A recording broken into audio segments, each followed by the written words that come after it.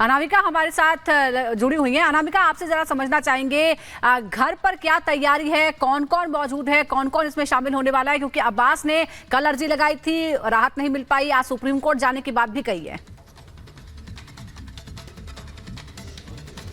देखिए, अब्बास अंसारी की तो यहाँ पहुंचने की गुंजाइश न के बराबर है, लेकिन मेरी मौजूदगी उस आवास के बाहर है जिसको मुख्तार अंसारी का पैतृक आवास कहते हैं। यहाँ पर देखिए, जो लोगों की भीड़ देख रहे हैं वो थोड़ी कम देख रही होंगी, क्योंकि फिलहाल पुलिस की ओर से उनको रोका गया है।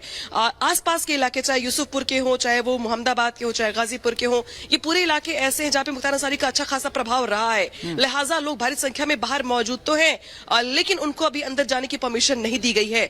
9 बजे के आसपास आम लोगों के अंतिम दर्शन करने के लिए ये जो बैरिकेडिंग देख रहे हैं आप, ये खोल दी जाएगी, लोग अंदर जा सकेंगे। और जो घर देख रहे हैं आप, इसके बगल में जो गली है, उस गली में ही सुपुर्दे खाक करने से पहले, जनाजे के निकलने से पहले नमाज पढ़ने की जो प्रक्रिया है वो पूरी की जाएगी। इसके बाद 10 बजे के आसपास जो परिवार है, जो बाकी अन्य लोग हैं, वो जनाजे को लेकर निकलेंगे कालीबाग कब्रिस्तान के लिए। हालांकि ये वही रास्ते हैं जहां पे कभी बड़ी रौनक, चाहे नेता हो, चाहे अफसर हो, चाहे बाकी अन्य लोग हो, ये बड़ा गुलजार रहा करता था। लेकिन आज जनाजे पर भी सख्त पहरा है। कुछ देर पहले यहाँ पे ड्रोन भी उड़ाए जा रहे थे, यानी कि ड्रोन से भी पूरे इलाके पे नजर रखी जा रही है, ताकि इसी जनाजे का सहारा लेकर के अगर कुछ लोग यहाँ पे कुछ बदमाशी करना चाहते हैं, कुछ आतंक को लेकर के या कानून व्यवस्था को लेकर के खबर ऐसी बनती है, तो उसको लेकर के यहाँ पे पुलिस अलर्ट मोड पर है।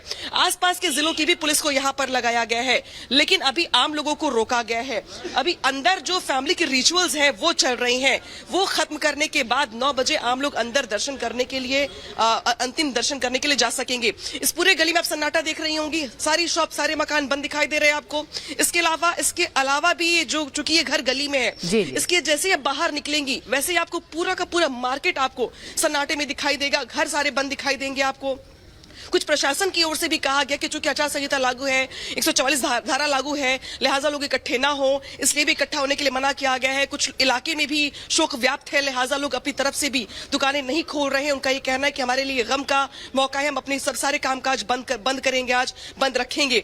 ऐसे में पुलिस की चौकसी हर गली में है, हर नुक्कड़ पर है, हर चौराहे पर है। पुलिस के अलावा फोर्सेस भी लगाई गई हैं, ताकि चूंकि वैसे भी पहले से भी ये संवेदनशील इलाका रहा है, चुनावी माहौल है, चुनावी मौका है, ऐसे में मुख्तार अंसारी का जाना कहीं ना कहीं इलाके में कोई शोक ना व्याप्त हो, रोष ना व्याप्त हो, और इसको लेकर के कुछ शरारती तत्व यहाँ पे माहौल को खराब करने का प्रयास ना करे। तो देखिए, आपकी नजर जहां तक जाएगी हर नुक्कड़ पर, और कुछ इलाके तो ऐसे भी हैं जहां पे छतों पर भी पुलिस को रखा गया है, ताकि छतों से अगर कोई कोशिश करता है कूद फांद करने की या माहौल को खराब करने की, तो उनसे निपटा जाए।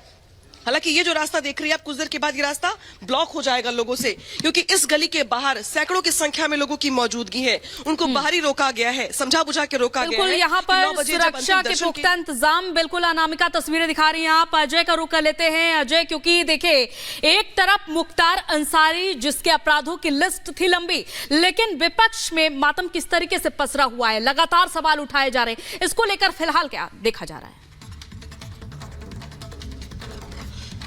देखिए, मुख्तार अंसारी और अंसारी परिवार, मुख्तार अंसारी से आगे बढ़कर अंसारी परिवार का जो प्रभाव है पूर्वांचल पे, गाजीपुर, बलिया, मऊ, इस पूरे हिस्से में जो उनके प्रभावित वोटर है, जो उनसे ऑब्लाइज लोग हैं, उन तक मैसेजिंग करने का लोकसभा चुनाव का ये टाइम है। परिवार के ही सदस्य, उनके एक बड़े भाई जो है वो उम्मीदवार है लोकसभा चुनाव में, उनके जो भतीजे हैं वो विधायक है, परिवार के उनके बेटे विधायक है, तो तमाम लोग परिवार के पॉलिटिक्स में इन्वॉल्व है। ऐसे में जो वोटर है, कल के दिन जब शव आ रहा था, मैं बादा से लेकर गाजीपुर तक शव को फॉलो करता रहा, रास्ते में आहट जो है वो दिखाई दे रही थी, जो प्रभाव है उसकी आहट दिखाई दे रही थी। तो उन वोटरों को साधने के लिए, उन तक मैसेज करने के लिए हम देख रहे हैं कि एक तरफ असदुद्दीन ओवैसी ने भी मोर्चा खोल रखा है, अखिलेश यादव भी अपनी बात कह रहे हैं, समाजवादी पार्टी भी एग्रेसिव है, मायावती ने भी अपनी बात कही है। तो तमाम ये लोग हैं जो मोर्चा खोले हुए हैं। अपोजिशन ने इस विषय पे लगातार सवाल उठाया है, कैसे के घटनाक्रम घटा है, इसमें क्या कुछ नई जांच की बात है। अपोजिशन की ये मांग है, निश्चित ही लोकसभा चुनाव का ये टाइम है, तो एक पॉलिटिकल मैसेजिंग की कोशिश तो दिखाई ही दे रही है।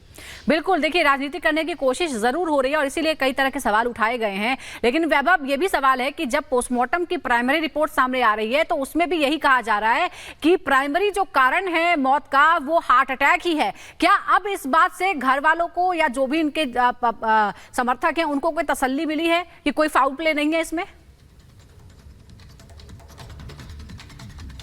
देखिए बिल्कुल कल जब बांदा में पोस्टमार्टम चल रहा था, पोस्टमार्टम के वक्त भी उमर अंसारी का कहना था कि वो चाहते हैं और एडमिनिस्ट्रेशन से इस बात की अपील भी कर रहे हैं कि दिल्ली के एम्स में जो है वो पोस्टमार्टम करवाया जाए, और इस बात को लेकर वो बीच बीच में अपील करते हुए भी नजर आए। लेकिन पोस्टमार्टम की अब जब प्राइमरी रिपोर्ट सामने आ चुकी हो और इस रिपोर्ट में भी इस बात का जिक्र है कि मरने की प्रारंभिक वजह जो है वो यही अब तक के पता चली है कि कार्डियक अरेस्ट की वजह से ही मुख्तार अंसारी की मौत हुई है। इसके पहले जब उन्हें देर रात बांदा के मेडिकल कॉलेज ले जाया गया था, जब उन्हें अटैक हुआ था, जिन 9 डॉक्टरों की टीम इस वक्त वहां पर मौजूद थी, उनका भी कहना था कि ये कार्डियक अरेस्ट का ही मामला है जिसकी वजह से मुख्तार अंसारी की मौत हुई है। तो ये तय है कि इंतजार अब पोस्टमार्टम रिपोर्ट का होगा, उसमें क्या कुछ स्थितियां स्पष्ट होंगी, इसको लेकर थोड़ा सा परिवार को इंतजार जरूर होगा। लेकिन अब पोस्टमार्टम की प्राइमरी रिपोर्ट सामने आने के बाद कहीं ना कहीं से जो अंदेशा था और जिस बात को लेकर लगातार परसों से सियासतदानों ने राजनीति जो है वो शुरू की थी, उस पर कहीं ना कहीं से पूर्णविराम लगता हुआ जरूर नजर आएगा। एक बार तस्वीर भी हम अपने दर्शकों को कालीबाग कब्रिस्तान के ठीक बाहर के दिखाना चाहेंगे, और इन तस्वीरों के जरिए समझ सकते हैं कि अब से बस कुछ देर बाद, क्योंकि जैसा कि हमारी सहयोगी अनामिका लगातार अपडेट्स उनके घर के बाहर से दे रही हैं, यहां वहां से शव निकलकर सीधा इस कब्रिस्तान में आएगा। घर के पास ही एक जगह जो है वो डिसाइड की गई है जहां पर जो नमाज पढ़ी जाएगी जनाजे से पहले वाली, उसके बाद इसी कब्रिस्तान में मुख्तार अंसारी को सुपुर्दे खाक किया जाएगा। और जिस बात का जिक्र और मुख्तार अंसारी की मौत के बाद से जो लगातार सवाल उनके परिवार वाले उठा रहे हैं, और उन सवालों को ही ढाल बनाकर जिस तरह से विपक्ष राजनीति कर रहा है, उस पर भी कहीं ना कहीं से इस प्राइमरी पोस्टमार्टम रिपोर्ट के आने के बाद बड़ा पूर्णविराम लगता हुआ नजर आ रहा है। लेकिन यह तय है कि पूर्वांचल की राजनीति के बाहुबली कभी कहे जाने वाले मुख्तार अंसारी जो दशा और दिशा तय करते थे पूर्वांचल के इन तमाम हिस्सों की राजनीति की, अब मुख्तार के यूं चले जाने के बाद उस राजनीति पर कहीं ना कहीं से इंपैक्ट जरूर पड़ेगा। किसको ज्यादा बेनिफिट होगा इसको लेकर इंतजार करना होगा चुनावी नतीजों का। लेकिन यह सबसे बड़ी बात यह है कि मुख्तार अंसारी अब इस दुनिया में नहीं रहे हैं, और मुख्तार अंसारी के जाने के बाद से जो बड़ा फाटक का वो इलाका, जिसकी तस्वीर भी लगातार हम अपने दर्शकों को दिखा रहे हैं, जहां से पूर्वांचल की पूरी राजनीति की दशा और दिशा तय होती थी, उसको कहीं ना कहीं से एक बड़ा नुकसान हुआ है। और खुद उनके भाई इस बार लोकसभा चुनाव में कैंडिडेट हैं, ऐसे में वो जब चुनावी मैदान में जाएंगे उस बीच उनको क्या कुछ रिएक्शन देखने को मिलेंगे, ग्राउंड पर रियलिटी क्या कुछ है, इसको लेकर थोड़ा सा इंतजार सभी को करना होगा। लेकिन फिलहाल आज ये जो सबसे बड़ी पिक्चर यही है, मुख्तार अंसारी अब इस दुनिया में नहीं रहे हैं। बिल्कुल सबसे बड़ी पिक्चर यही है। और अनामिका का रुख कर लेते हैं अनामिका, क्योंकि अब मुख्तार अंसारी की मौत के बाद दो धड़े बढ़ चुके हैं। एक तरफ वो जिनको राहत मिली है, जिन्हें लग रहा है कि कई सालों बाद इंसाफ मिला है मुख्तार की मौत के बाद, तो दूसरा धड़ा वो है जो मुख्तार अंसारी को रॉबिन हुड की तरह देखता था, छवि अलग ही थी। तो ऐसे में क्या देखा जा रहा है? पूर्वांचल की राजनीति का अभी वैभव जिक्र कर रहे थे, इस पर कितना इंपैक्ट पड़ने वाला है, क्या लग रहा है? जनाजे में तो आएंगे ही लोग, कंट्रोल करेंगे। क्या कुछ आगे का आप लोगों का प्लान है? परसों से लगातार परिजनों के संपर्क में हैं, वो लोग भी लगातार अपील कर रहे हैं। अभी तक कोई ऐसी स्थिति नहीं आई है कि बहुत लोग इकट्ठे हुए हैं। आप लोग भी देख रहे हैं, अभी भी सुबह से बात हो रही है, और लोगों से यही कहा गया है कि जिन लोगों को अपनी शोक संवेदनाएं व्यक्त करनी है, उनके आवास पे अभी रीति रिवाज के बाद उनका शव रखा जाएगा, पार्थिव शरीर वहाँ पे जाके अपना कर सकते हैं। अनावश्यक रूप से सड़कों पे गलियों में भीड़ ना लगाएं। सर, क्या कब्रिस्तान आने की सबको इजाजत होगी या फिर सिर्फ घर पर लोग अंतिम दर्शन करें उनके? नहीं, परिजनों का, क्योंकि खुद उनका परिवार ही बहुत बड़ा है, परिजन लोग तो आएंगे ही। और बल्कि नमाज जो इससे सुपुर्दे खाक से पहले पढ़ते हैं, उन्होंने कहीं एक छोटा सा अपना स्थान तय कर रखा है, वहाँ पे नमाज पढ़ने के बाद उसके बाद ही यहाँ पे आएगा। और लोगों को क्या निर्देश आपकी तरफ से सर? शांति बना के रखें, और अंतिम ये उनका सुपुर्दे खाक का जो वो